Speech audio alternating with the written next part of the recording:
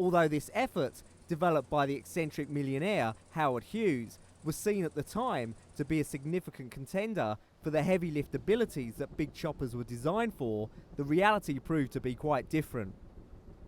Assembled from various spare parts from other aircraft, the XH-17 was a heavy lift rotorcraft that was designed to lift loads in excess of 15 metric tons.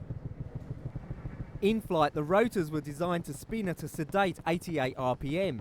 Since the rotor was driven at the tips rather than the hub, little torque compensation was required. With a range of only 64 kilometres, the XH-17 quietly disappeared from the big chopper scene. Other manufacturers had much more success, and the Sikorsky S-64, now known as the Ericsson Air Crane, has proved to be a reliable heavy lifter and firefighter.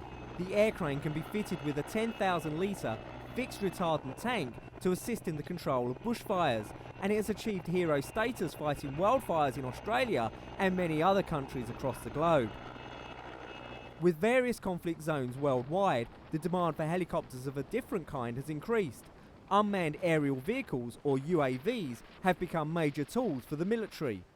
As a result, an Israeli company has unveiled a new mid-sized drone called Hermes 900, addressing the growing demand for tactical, medium-altitude, long-endurance UAV platforms. But what is new in the past couple of years are drones, unmanned air vehicles. They're certainly proving themselves in Afghanistan and in Iraq, and they become major tools for the military. The Hermes 900 weighs 970 kilograms and has a wingspan of 15 meters. It features larger multi-payload configurations, higher flight altitude and extended flight time of 40 hours without the need for external fuel tanks. But it's the Bell Augusta BA609 tilt rotor that everybody is talking about. The BA609 combines the speed, altitude and comfort of a turboprop with the vertical takeoff and landing capabilities of a helicopter. It seats up to 9 passengers and flies at twice the speed of typical helicopters, with a maximum cruise speed of 509 kilometers per hour. Don Barber, Deputy Marketing Director for Bell Augusta, says the most unique thing about the BA609 is that it behaves both as an aeroplane and as a helicopter.